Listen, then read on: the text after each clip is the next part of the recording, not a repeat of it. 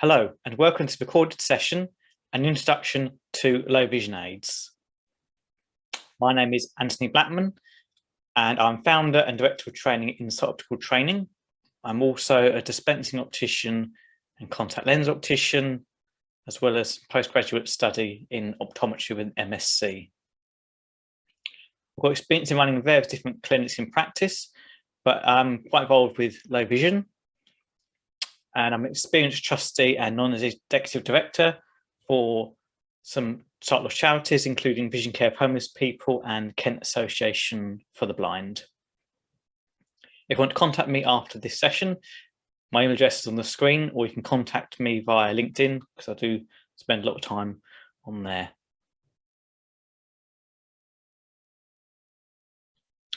So a couple of objectives for this session. I'm going to have a look at identifying a range of low vision aids.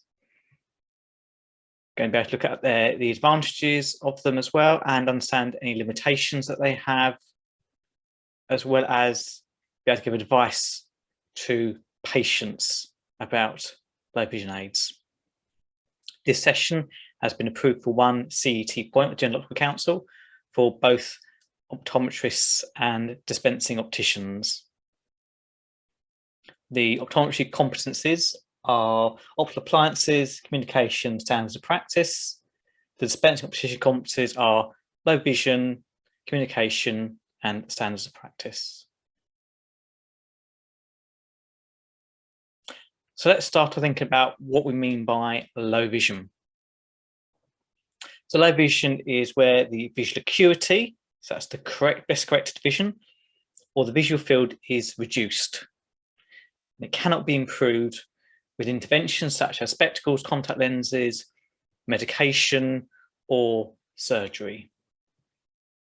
If you have a look on the World Health Organization website, they define vision impairment as visual acuity of less than 618. And the estimates are that there are 2 million people currently in the United Kingdom that fall into this category. However, this is expected to double to 4 million by 2050, partly because of an aging population. So as optical professionals, we're going to have a much bigger role to play in helping these patients.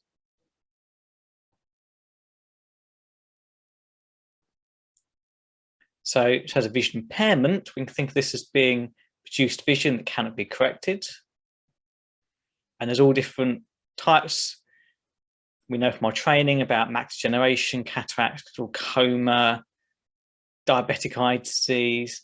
There's all sorts of different conditions out there that can cause visual impairment. Only about 3% of people that are actually registered as vision impaired or blind have no vision at all. So the majority will have some vision rather than being completely blind. But there are a lot of consequences for people with a visual impairment. So they're 3 times more likely to be unemployed. They are 3 times more likely to be involved in a motor collision, so that's as a pedestrian rather than as a driver. Also 3 times more likely to suffer from mental health conditions such as depression and anxiety, and more than twice as likely to suffer a fall if that person is slightly older and they have a fall that could have other consequences for their quality of life.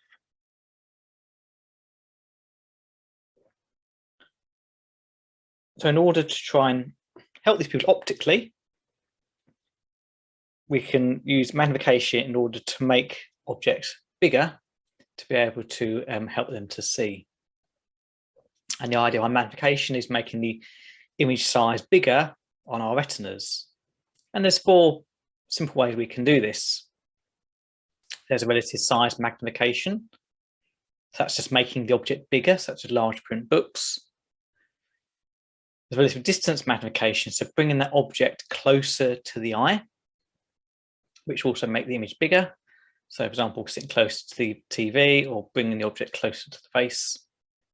There's optical magnification using magnifiers. I'm going to look at a few different LVAs during this session. And then there's real image magnification. So that's using digital enhancement systems such as cameras and digital zoom. So we start with the first one then about relative size magnification, and this is making the object bigger.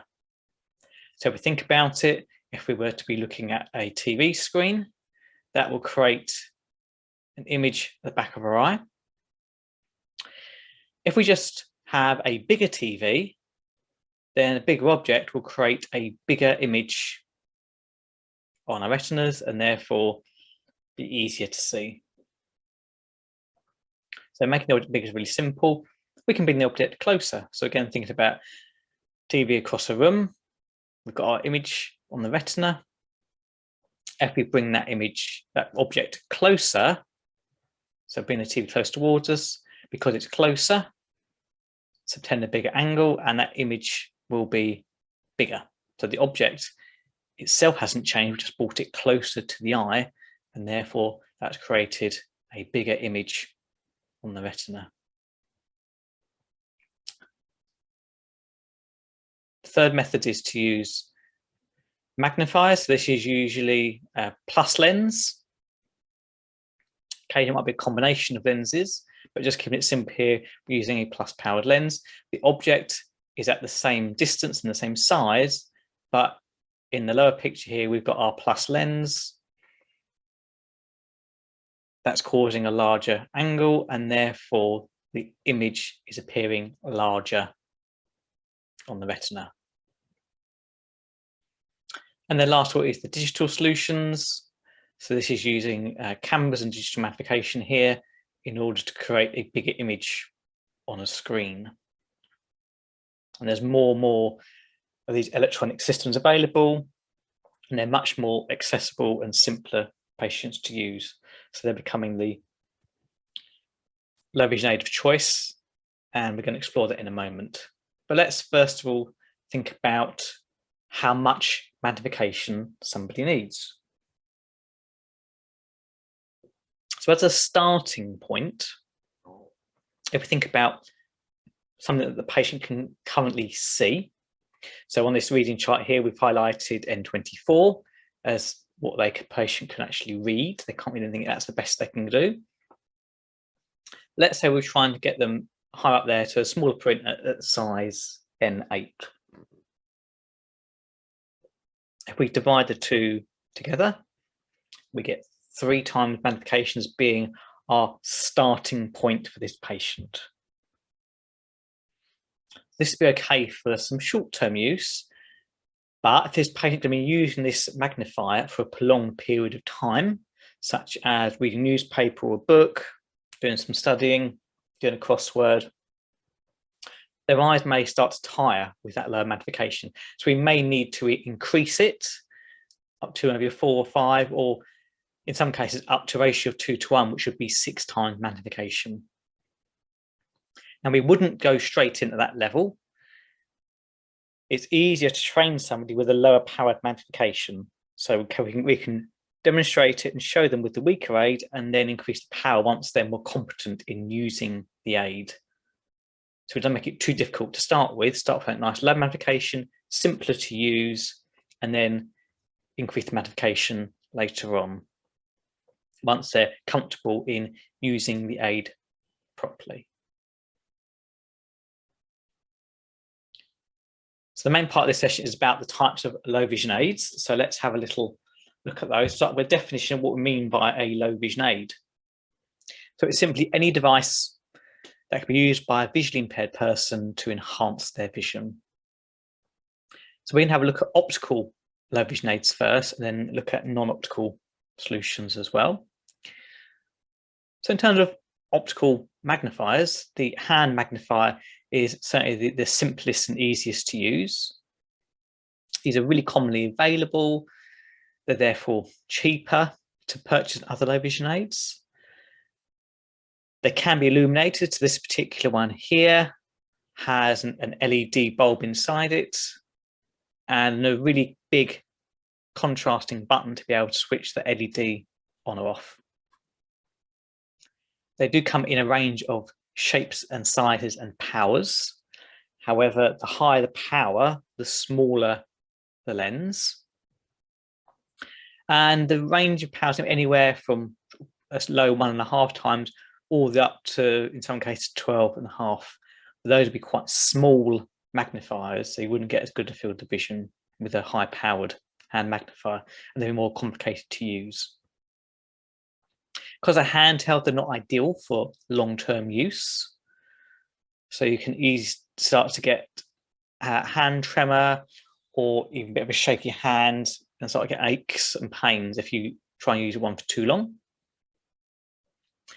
And they're not great for patients who have poor grip or perhaps have hand tremors as well, because the magnifier is moving and shaking, then the image isn't going to be stable either. Another variant of the hand magnifier is the pocket magnifier. Again, it's a very simple magnifier. It's just a single plus lens. But these are smaller and more portable, so they're ideal to be taken out of the home, perhaps doing shopping, etc., where they can be nice and discreet in the pocket and just pulled out, have a quick look at something, perhaps check a price or the instructions and pack it, and then put away again. These have a little protection on the lens, so the lens can be slotted away, stop it from being scratched in a pocket. And again, they come in a range of sizes, shapes, and powers. Because these lenses are usually smaller, we can go up to as high as 20 times magnification, so really quite strong. But again, because the lens is quite small and they're handheld, they're only really designed for that short-term use where you don't have to read too much print in one go. So again, they're not great for people that have a bit of a hand tremor or perhaps not very dexterous, such that there's quite bad arthritis in the fingers, for example.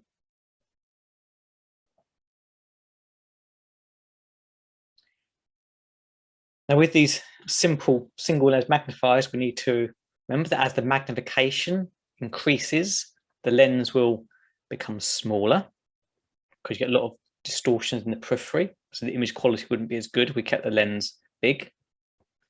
With higher powers, again, we've got smaller lenses, but also with more magnification, the field of vision will reduce as well. So we won't be able to see as many letters in one go without having to move the object. And also with high power lenses, that working distance between the object and the lens and the eye will reduce. So then you can start to have issues with posture. As you hear, this person is bent right over using the magnifier. They wouldn't be able to keep that for very long before they started to get pains in their neck and become quite uncomfortable. They wouldn't be able to use the magnifier for a prolonged length of time. Now, one solution to that is to use a stand magnifier. So these are hands-free. With these, the lens is held in a fixed position from the object. Now, the light coming out of these lenses is divergent, so therefore the patient will need to accommodate. But if an older patient, then they may need help with their accommodation. So they may use their reading spectacles to help with that. But have the advantage of them being hands-free. Like hand magnifiers, they can have internal illumination in the form of LEDs. And if the stand is high enough, then it does allow you to be able to write underneath them, perhaps to sign a document or to do a crossword, for example. Again, they come in a range of magnifications, but remember, the higher the magnification, the smaller the lens, and the field of vision will reduce. And they do need a flat, stable surface to be able to use them properly.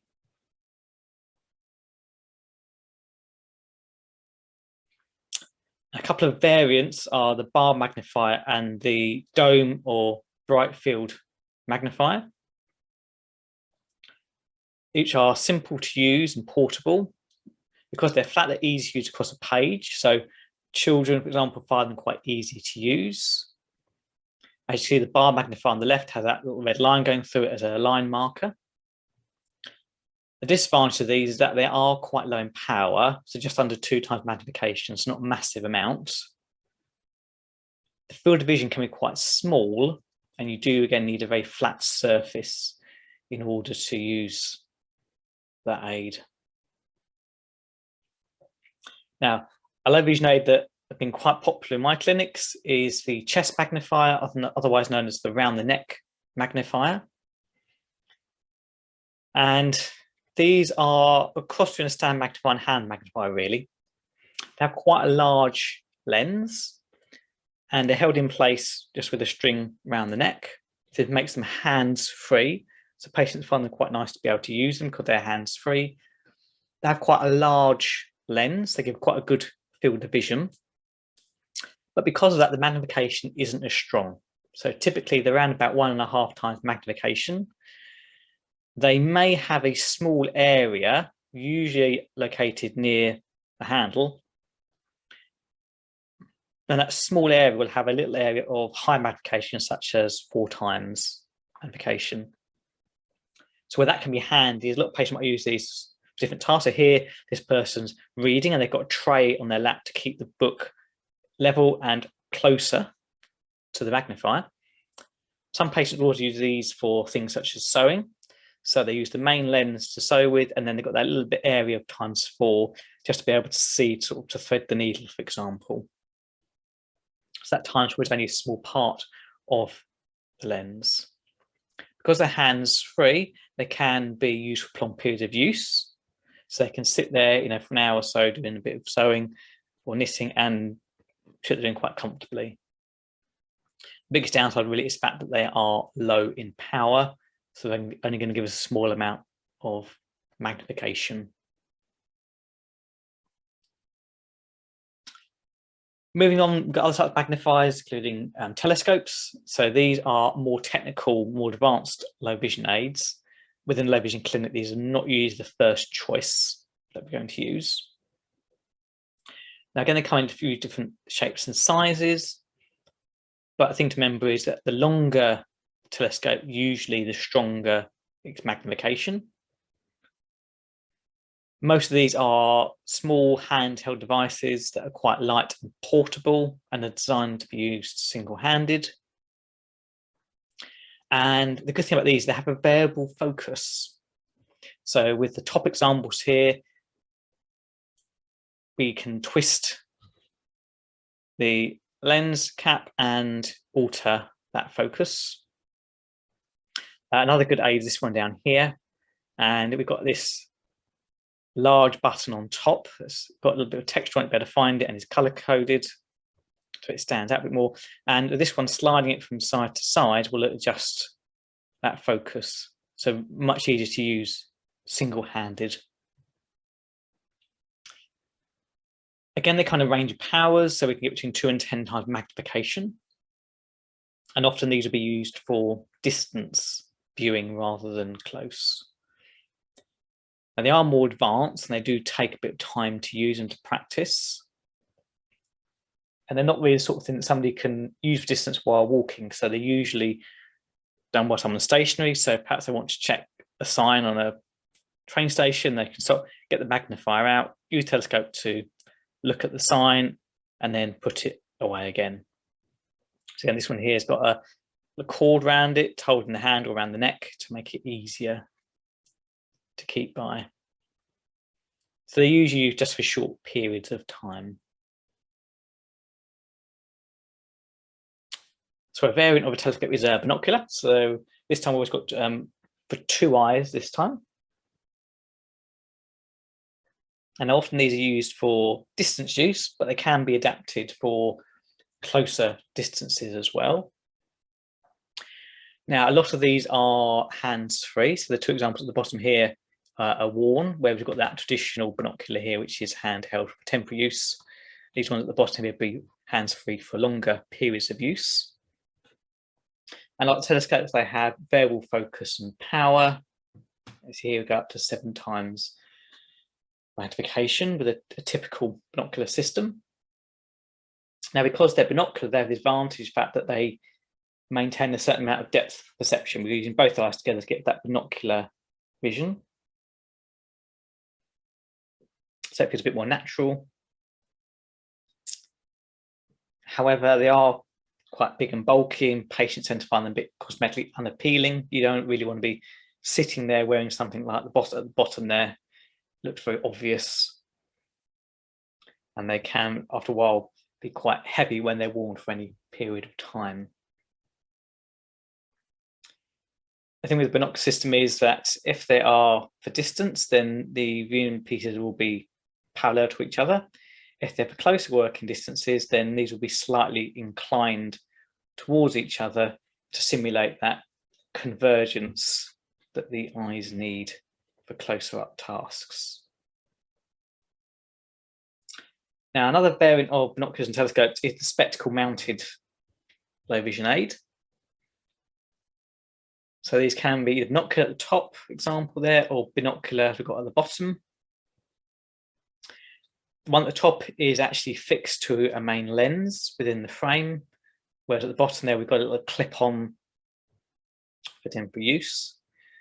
Now, because they're spectacle mounted, this means we can include a certain amount of prescription in there as well. So not just by the magnifier, we can provide some spectacle prescription to help give a better quality image.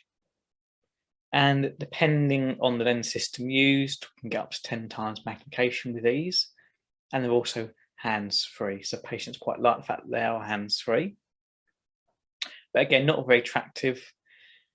And some of them can be quite heavy, so they're meant to be comfortable for long-term use. Now, the spectacle mounted ones will usually be more for close-up tasks.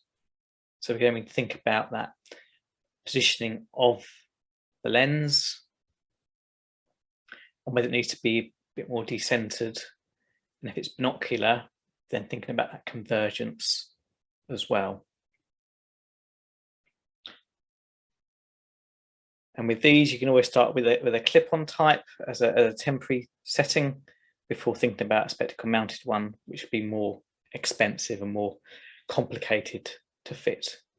And with other telescope binocular systems, these are more advanced aids, so the patient does need a bit more practice and training, and a little and often approach can work very well while I'm trying to do too much in one go.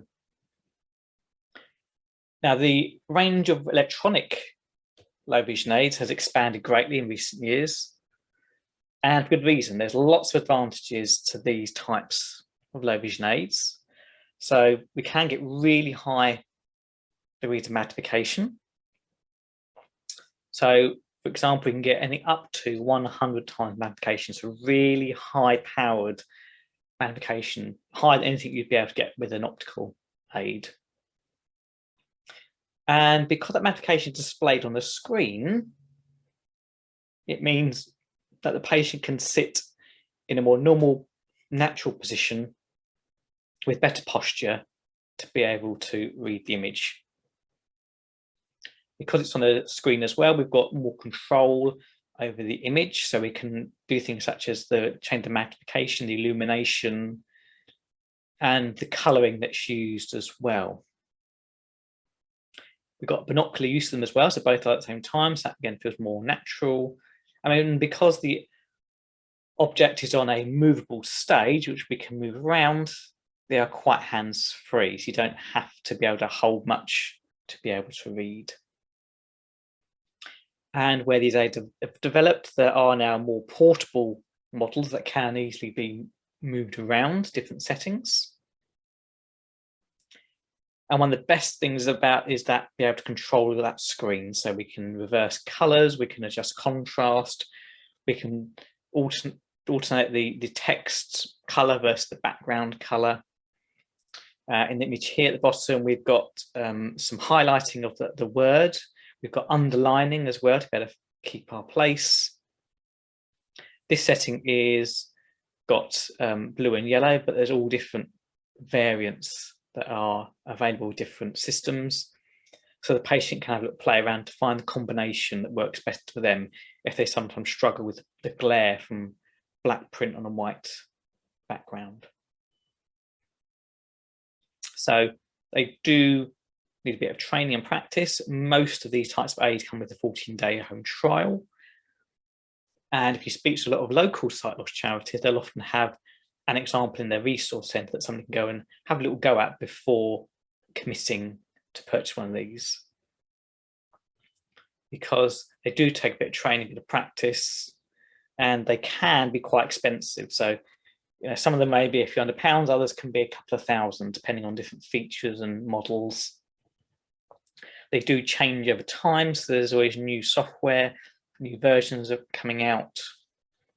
Again, if you have a look at local sight loss charities, a lot of them will have a service where they allow people to be able to sell second-hand low vision aids. You may be able to pick something up that's pre-used but a little bit cheaper as well.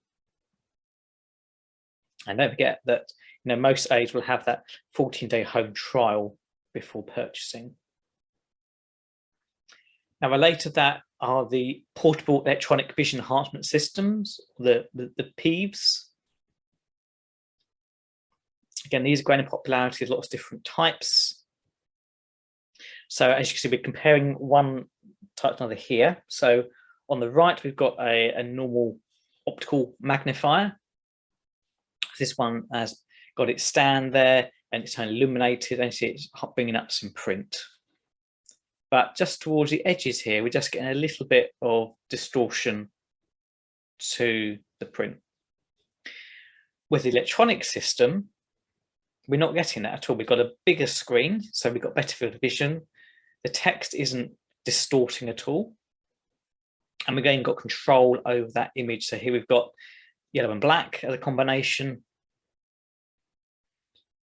So we've got a better and bigger image, more control over the image, more control of magnification. So we can up it or lower it, whereas with this one, that lens gives us a fixed amount of magnification. This portable aid has a camera system built in, so you can also take an image of it as well. So lots of advantages of these over optical aids. These images are taken from an article by Bray et al., and you'll find that in the references section after this recording.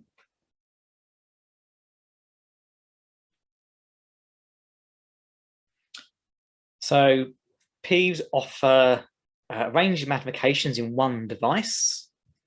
So it can replace the need for different handheld magnifiers by offering you different magnifications in one single device. They're designed to be portable, and they can have little attachments. Often these allow them to be used as stand magnifiers to make them more hands-free.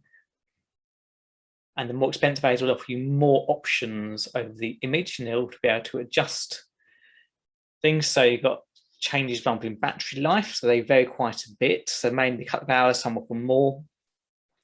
Now, the longer the battery life, the bigger the battery, the heavier the aid will be, and the more expensive it will be. So you do get what you pay for. Now, for some patients, the more basic models will be fine. Patients that have a bit more need or want something a bit more high tech, they can go for the more expensive aids and get additional features with that, and things like better battery life as well. So again, just have a little try with them first before committing to them. But they are quite simple to use, and most patients pick them up quite easily with just a little bit of training needed. A couple of other systems to just mention is OrCam and Oxite. So OrCam is a small, lightweight spectacle mounted device that you can place over your existing spectacles. Actually, in this side view here, it presses in against the side of the head here, and that allows the device to conduct sound. So here, this person is using OrCam to read a menu. Now, nobody else can hear the device because the sound is transmitted through the skull here. But you can train up OrCam for different things, and the software's been updated. There's newer versions in there that can help you not just read text, but tell colors, identify different objects as well. So these can be really great to help people with a lot of everyday activities.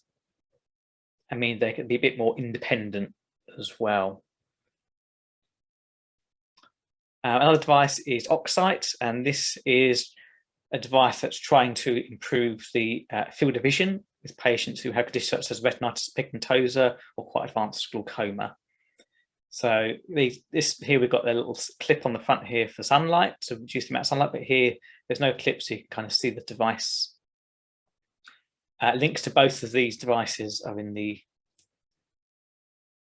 resources section at the end. It's important when we're supplying a low vision aid that we do more than just give it to the patient. It's good to give them advice on its use. So thinking about the correct use of lighting, having good lighting is really important. So make sure they've got what we call task lighting. So there's various different light systems here that allow patients to be able to control the amount of light and position nice and close to the patient, get nice bright light as well. Think about holding that aid close to the eye. The closer the eye it is, the better the field of vision is going to be. And also thinking about where you need to position that object as well to get the best magnification from it. Now, for some aids, it will be helpful to use reading spectacles. The patient needs to be told if that's needed or not. And if they're suffering from posture problems, there are other things we can think about. So here at the bottom, we've got this patient here with a reading stand, which holds the page up, so it's a little bit closer and more comfortable to read than having to be hunched over with poor posture. And members with patients to remind them that when they're learning to use something, a little often approach is better than trying to tire themselves out and get frustrated by trying to do a long session. Just doing little and often will help them get better at using aid and more competent and confident in using it.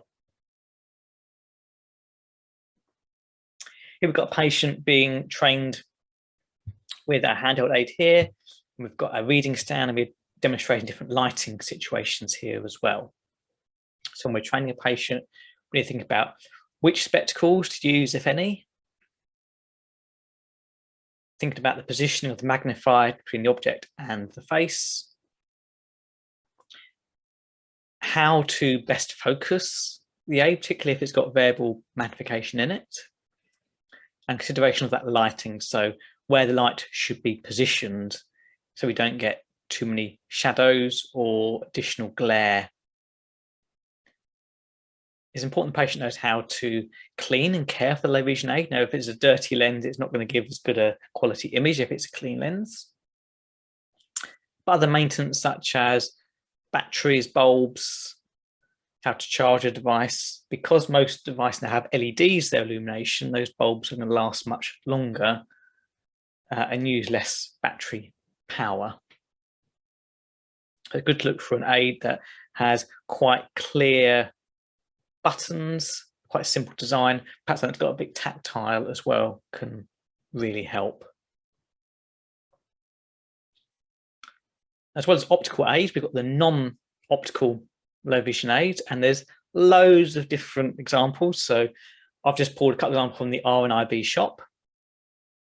So we've got our liquid level indicator here that vibrates and makes a noise as that cup fills up. So that helps that person in order to make a cup of tea or coffee.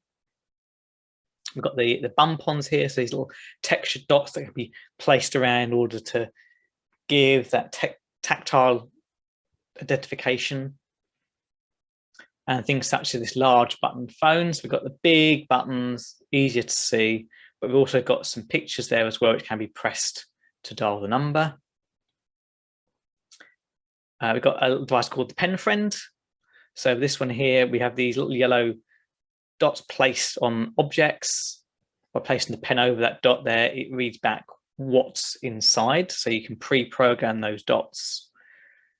So at least with those, somebody can tell whether a tin contains baked beans or pet food. And there's various talking devices. So this is talking scales. You can get talking watches, talking microwaves, talking all sorts of items. And there we've got a little pill organizer there with a really big clock on it and a few different settings there to help people taking their medication on their own. So there's all different types of magnifiers of non-optical aids. Even something simple, this little line guide can help as an on-off aid, or even using a thicker pen can help someone with writing. And if someone really wants to keep up to date with the news, then the Talking News Federation looks after about 300 local talking newspapers. So a lot of local sight-loss charities can put you in touch with a local news service. These are usually free and provide a little weekly update of what's happening in the local area, where somebody actually reads out the news to you. It's a good way of keeping in touch what's happening in the local area. Other things to think about when helping the visually impaired is about contrast. So contrast is comparing the colour of an object to its background. We can use all different places around the home. So we can think about food preparation, food eating, mobility around the home, such as steps and switches and doorways. And sometimes it'd be a really simple example. So here at the top, we've got a white bowl and white cutlery on a white table. If someone's visually impaired, that may be a bit more difficult. So just simply putting this black mat underneath creates a lot more contrast. The person can see where everything is. Here we've got the use of contrast from a plate in order to make food stand out. So instead of the rice being on a white plate, making it more difficult to see, by placing it on a really coloured plate here, it's easier for the person to see where the food is, to make it a little bit easier. And in terms of mobility here, so if I'm the white handrail here, we've got a dark red handrail, makes it stand out against the white background. That contrast makes it really obvious to see. And again, we've got that on the steps here as well, just to make it easier for mobility. And these simple little bits of use of colour make it a little bit easier and gives them a bit more confidence and independence in the home. Here's a really good example of the use of colour. So there's a lot going on in this picture. Luckily, this person's favourite colour is red. But here we can help things stand out, so that the clock stands out on the wall. The caddies stand out on the shelf. You can see where the kettle and toaster are. You can see where the stool is. We can see where the coffee machine is. So everything is standing out because you've got a light background and a coloured object. It's just there in your face, easier just to find things around the home. And this setup would allow somebody, in order to help them make perhaps a cup of tea for themselves, rather than relying on somebody else doing it for them. So just being creative with the use of colour to create that contrast.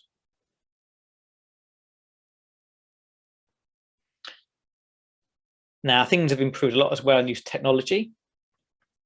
So there's all various different apps and software available. Now, even on the normal home computer, there are various different settings available. So, for example, on a Windows device, if you go to the Start menu, you can go to the Ease of Access settings, and that'll give you options on things like a text reader in order to read out, print back to you. It'll give you a desktop magnifier in order to make parts of the screen bigger, just the size of the mouse cursor, and various different display options as well to alter that contrast of print. There's also some specialist software packages for visually impaired, such as JAWS, which is a text-to-speech system. There's Zoom Text, which is a screen magnifier. There's also Dolphin Supernova and Synaptic. There's another couple of examples, but lots of different ones out there. Speak your local sight loss charity, see if they've got demos of these that people can try out. So again, they can get some training in how to use these and get the most from them and understand all the different features available. Think about smart device in the home. So things like Siri and Alexa and Hey Google. These can be really useful as well. So, with those, you can ask the devices about things like the weather, set reminders. They've got all sorts of different uses that can help a visually impaired person to do more things independently on their own. And just looking at the various different app stores as well for all different apps, there's loads of different ones out there. But just a few examples, they've got things like Talkback and Text Grabber to help with reading print. There's Bigger and Brighter, there's Be My Eyes, Tap Tap See, and Can Find. These are all just modern apps that can help you to identify different objects. So have a little look at these as well, because it might be that actually, most people got a smartphone now, and they can turn that into a low vision aid by using different apps that are out there, or even just features on the phone, like making print bigger or adjusting the contrast on the phone screen as well.